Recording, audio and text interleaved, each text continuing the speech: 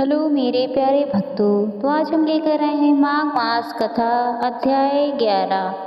यमदूत कहने लगा कि हे वैश्य, मनुष्य को सदैव शालिग्राम की शिला में तथा वज्र या कीट चक्र में भगवान वासुदेव का पूजन करना चाहिए, क्योंकि सब पापों का नाश करने वाले, सब पुण्यों को देने वाले तथा मुक्ति प्रदान करने वाले भगवान विष्णु को इसमें निवास होता है। जो मनुष्य शालिग्राम की शिला या हरि चक्र में पूजन करता है, वह अनेक मंत्रों का फल प्राप्त कर लेता है। जो फल देवताओं को निर्गुण ब्रह्मा की उपासना में मिलता है, वही फल मनुष्य को भगवान शालिग्राम का पूजन करने से यमलोक को नहीं देखने देता। भगवान को लक्ष्मी जी के पास अथवा वैकुंठ में इतना आनंद नहीं आता जितना शालिग्राम की शिला या चक्र में निवास करने में आता है। स्वर्ण कमल युक्त करोड़ों शिवलिंग के पूजन में इतना फल नहीं मिलता जितना एक दिन शालिग्राम की पूजा करने से मिलता है। भक्ति पूर्वक शालिग्राम का पूजन करने से विष्णु लोक में वास करके मनुष्य चक्रवर्ती होता है।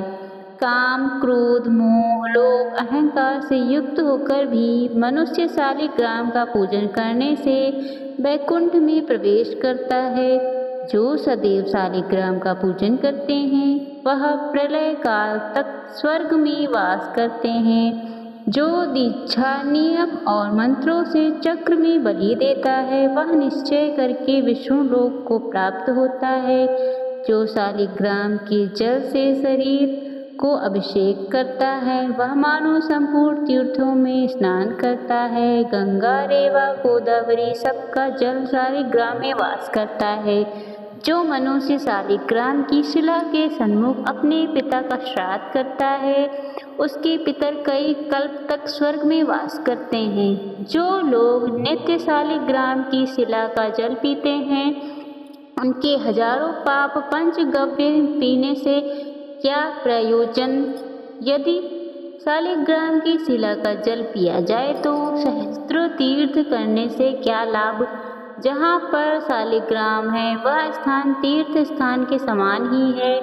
वहाँ पर किए गए संपूर्ण दान, होम, करोड़ों फल को प्राप्त होता है। जो एक बूंद भी शालिग्राम का जल पीता है, वह माता के स्तनों का दुग्ध पान नहीं करता, अर्थात गर्भाशय में नहीं आता। शालिग्राम में जो कीड़े मकोड़े एक कोश के अंतर पर मरते हैं, वह वैकुंठ को प्राप्त होते हैं। जो फल वन में तप करने से प्राप्त होता है, वही फल भगवान को सदैव स्मरण करने से प्राप्त होता है। मोहवश अनेक प्रकार के भोग पाप करने वाले मनुष्य भी भगवान को प्रणाम करने से नरक में नहीं जाता। संसार में जितने तीर्थ और पुण्य स्थान हैं, भगवान के केवल नाम मात्र के कारण से ही प्राप्त हो जाते हैं। अगर आपको ये कहानी अच्छी लगी तो मेरी कहानी को लाइक और मेरे चैनल को सब्सक्राइब करना ना भूलें। धन्यवाद।